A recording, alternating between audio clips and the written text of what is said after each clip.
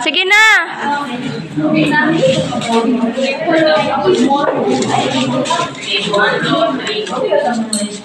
morning, everyone. We are the group 6, and we are going to report about feelings and reason, the ethical requirements of reason and impartiality. I am Jennifer Wallace. I am Arvin David. I am Rizal Mahales. Please all read the objective. To understand the role of feelings and reason in moral decision making. To explore how emotions influence ethical and unethical behavior. To analyze the necessity of impartiality and ethical reasoning. So based on the picture, Heart what over have you mind. observed? There's a question mark. There must be a harmony between your heart and your mind in making ethical decisions. Okay. So, the nature of feelings and reasons in ethics. Feelings and reason are two fundamental aspects of human decision making. While emotion drive our instinct and immediate responses, reason help us evaluate situations critically and make clear decisions. So feelings is a quick and kanang feelings is kanang, for example, isog ka, you're happy, and inana ito, so muna feelings. So kanang reason is something that kanang give fair decision or kanang imong think nga kung sakto ba ni or fair or inana ba. So, for example, sa feelings is kanang nangisog ka kay ikaw at imong kaibigan. Tapos sa bali mo imong reason is imong gisisi sa uban sa kabalo, that's unethical behavior. So wala nimong imong consequences or wala nimong given ang pros and cons or mga possibility nga unsay gisulti sa imong gibasulan nana siya dito. So an surge of feelings is a natural human experience, but our response to this emotion determines whether we act ethically or unethically. So muna kung giingon, normal na ma-feel ang happy or ang sad, but kanang on how we act on those emotions muna siya ng the balance of feelings and reason. For example, anang sa naay na disgrasya, kasi yung buhatan of naay na disgrasya.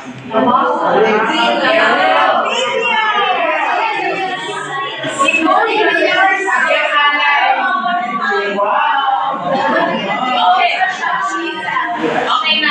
So, pag naay na disgrasya sa imong atubangan, imong dahil tabangan, so wala ka ba kung mediuhan ka? Wala din mo na those are emotion nga imo din naluoy ka kay paan basig maunsa na siya, but wala mo una kung imo din siyang tabangan pwede kang makasala, pwede mo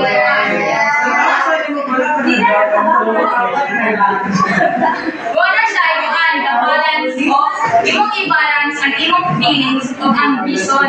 So whether we act ethically or unethically. So we think plus we think na yung the feelings plus the reason is equal to wise decision. So we cannot always control what we feel, but we can control how we respond to those emotions. Okay, thank you. Wow, nice. The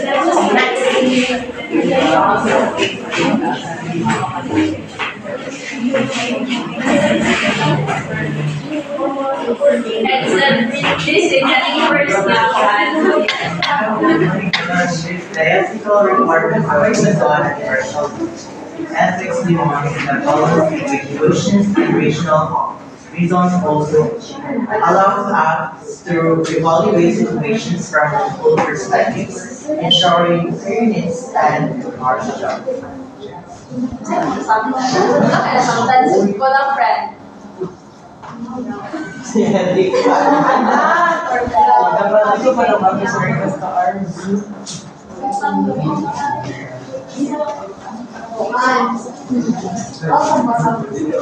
So ethics demands a balance between emotions and rational thought. Reason allows us to evaluate situations from multiple perspectives, ensuring fairness and impartiality. So in ethics, it is very important that we balance what we feel and how we act towards certain situations. Of course, in ethics, ato man sige man tag-remind ng kung saan what is right and wrong. So for example, natin na-experience nga isa ka problema sa atong kaugalingon. And if ever mas grabe ang atong emosyon na ipakita kaysa sa atong pag-think, of course, ma-negative ang impact either ma-down ka sa atong problema. So, reason help us to evaluate situations from multiple perspectives. So it means that when we are using our brain, of course, we analyze mga pwedeng mahitabo or mga solutions sa specific problem. So it is very important that in our everyday life, we have to balance emotions and how we think so that we can live peacefully. Very good. So, ethics is knowing what is right and fair. So, to do that, we need to balance our feelings and emotions. Logical thinking. So, reason helps us to evaluate situation from multiple perspectives. Dili kayo madikta na mag-ingon nga, like, dili kasaban ka sa mama, tas nibalik ang yayo. Wala kayo ba na, unsay gisulti sa mama, dikta na ang yaw-yaw yung. So, reasons help us to think carefully and look at the situation from different sides, and so we can be fair. So next, partiality, AJ. Impartiality means making decisions without personal bias, considering the well-being of all parties involved. So, from the word itself, like there sa personal bias, dapat ako ay dili ka mo kanila sa isa ka parties kay duha man na siya ka parties, dapat dili kung kalit mo kanigan. So, muna siya itawag sa impartiality. For example, like na kay amigo, like best friend mo siya niya, na isa ka situation niya, na siya yung marag naka-away ka, kung naka-argue. So, ikaw amigo, dapat dili kung ka mo wali mo panig niya, kay di mo siya amigo, dapat di mo sang alam mo ng para aware ka dun sa inyo. Impartiality means not taking sides or letting personal feelings affect our decisions. Instead, moving tactically and saying kung sa'y best solution sa tanan nga involved. So, next. Morning,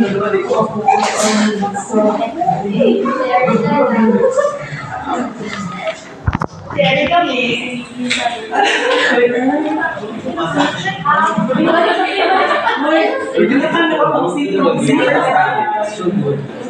How people make a decision. So, in this part, how people make decisions. So, unsa ka nang pagbalance or unsa ka nang pagbuhat og ethical decision nga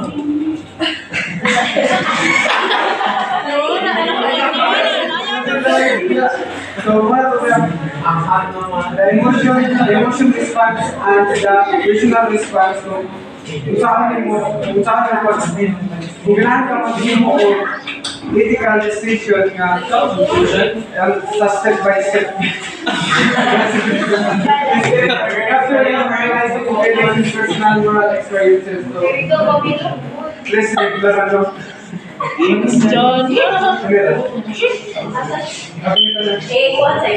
Personal moral experience of both emotional and rational ethically. Individuals should Recognize your emotional response. One, reflect on the cause of your feelings. Consider the broader ethical implications. Apply reason to determine the most justifiable. So, personal moral experiences often involve emotional and rational components. So, kung ganahan ka magbuhat o ethical decision, you should be follow this four steps. So, first step is reflect on the case of their feelings. So, like what, sa example ni Jimmy kanina, kung nangisog ka, dapat ma-identify ni mo nga nangisog ka. So, dapat nabalo kasi mong feelings na nangisog ka. Kata na, may say first step sa past, first step sa mag-make mo of political decision. Second is, reflect on the case of their feelings. So, reflect on the case of their feelings. So, imong i-identify nga nung nangisog ka. Or unsay imong dan, nga nung nangisog ka, or anong happy ka, yung nasuko ka, imong i-identify nga nung nangisog ka. Una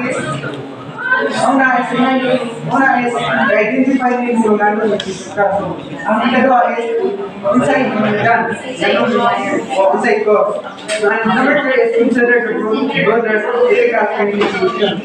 So in this part, we should know na kung unsay impact sa imong buhatong style. Pero nilang isog ka, di ba, dili mo ka paano decision mo sa mga baby. So kung mag-isog ka mo, madala na ito sa emotion. So dili na dapat madala sa emotion, dapat i-control sa nato.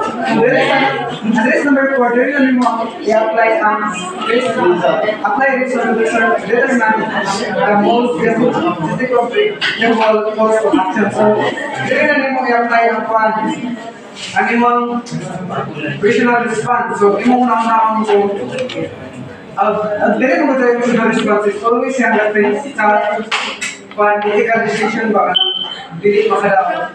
So, use your thinking or reasoning to choose the most fair and right to do, not just based on emotion. So, dili lang magbase sa emotion. Dapat i-apply din mo ang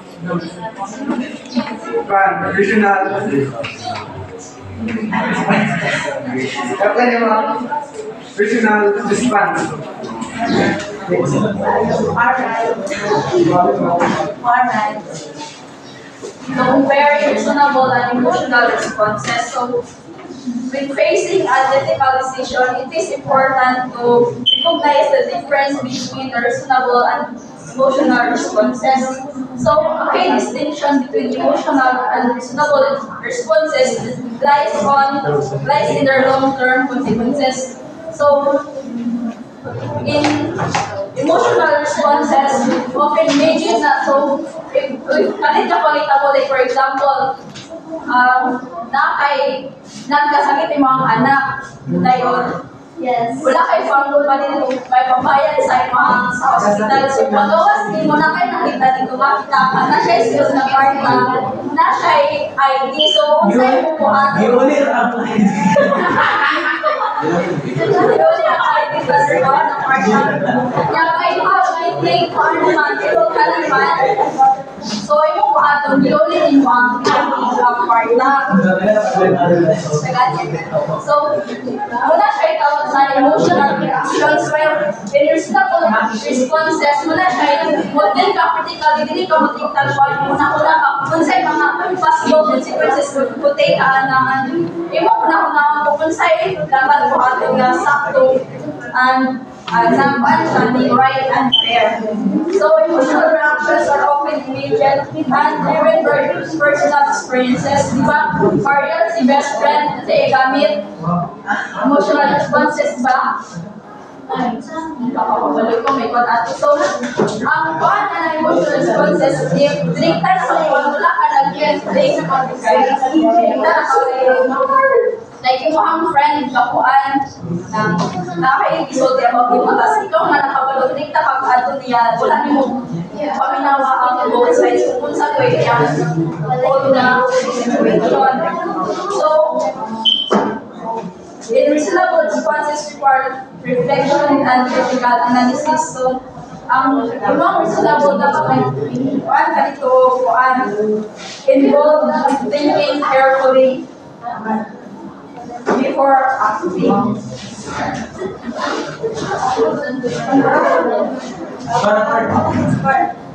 Okay.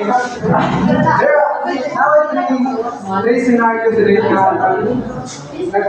emphasize emotional response and rational response. So, scenario emotional response, reasonable response. So, witnessing and perception at work.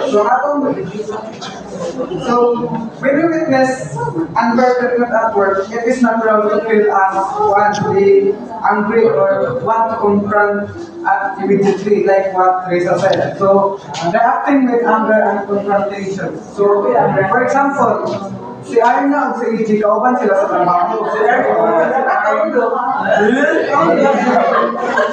Arna at si EG, kauban sila sa trabaho din. Na-witness ni Arna at si EG, kasapan siyang supervisor kaya. Masangin lang siya sa salakula kay Bata. Pero kapag si Arna, ang situation, wala siya sa EG. So, ang first ang emotional response ni Arna is mangisog. Normal lang na like what it is normal energy tapos ang okay, ours emotional response ni Arna mangisog. So guys, if we're doing kailangan ka na makuha to ethical decision guys, yung mga applyan of reasonable response. So, ang reasonable response is reporting the issue professionally. So, ang choice na Arna direct na para makabuhat siya o reasonable response is pwede iyang i-report sa HR or sa inyong manager para avoid back. So, yan ang sabi na. So, second scenario is receiving criticism, feeling offended and defensive. Feeling offended and defensive. So, when someone criticizes us, it's often hurt and we tend to defend ourselves right away. So, for example, si Ahmad,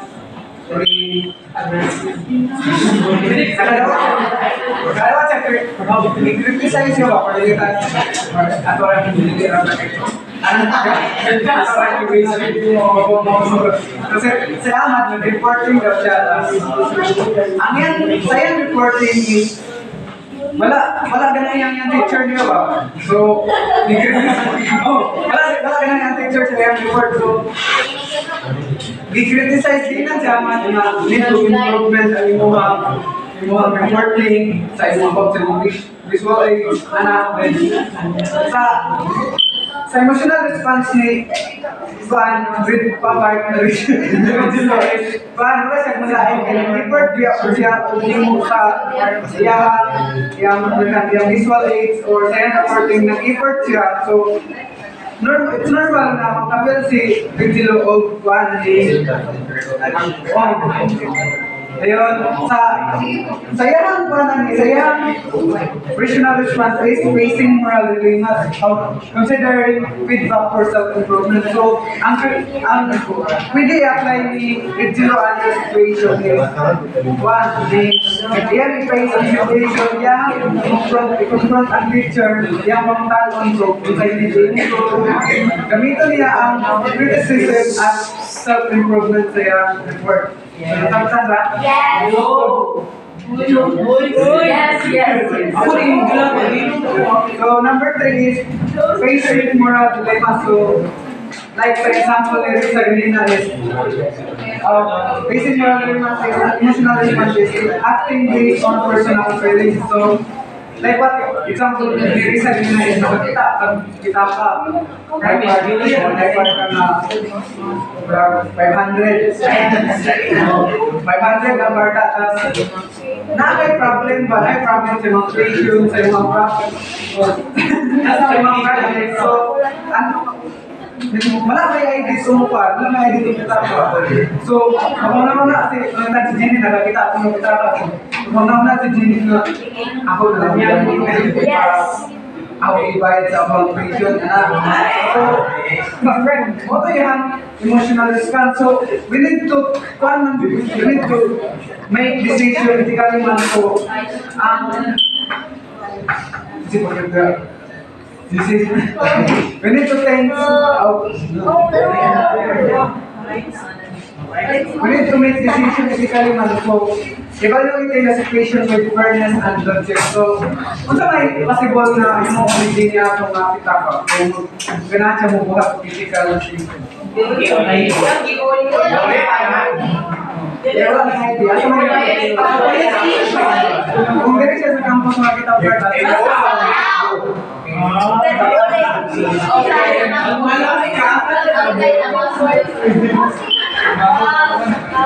So, in short, our chart reminds us that while emotions are natural, we should learn to manage them and choose the right response. Not just based on what we feel, on what we feel, but on what is fair and right. So, we need to, panlanin is lower is we need to think one each of personally dili na magpala sa ato feelings. Kaya ang feelings na to is sometimes dili siya maghatag ng buwan dili.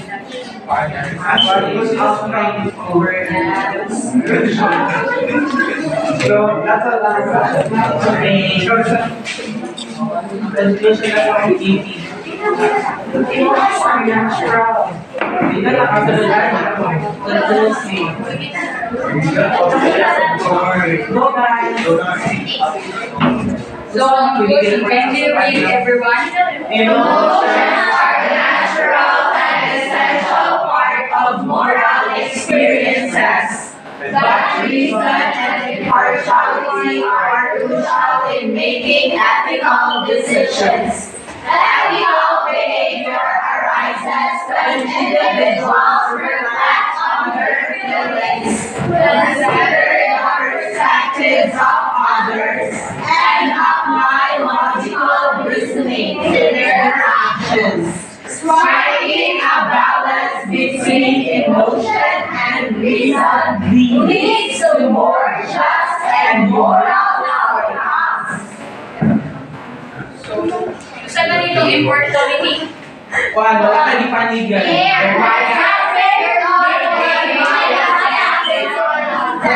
being ethical. So, emotions are natural and essential part of our lives. Emotions is what we feel on right or wrong. So, ang reason of ang impartiality kaya so what we think fairly and logically or walay biases na siya.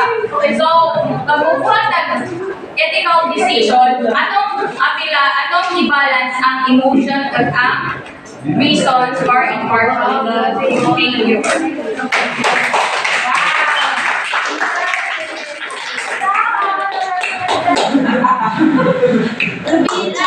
Hello guys!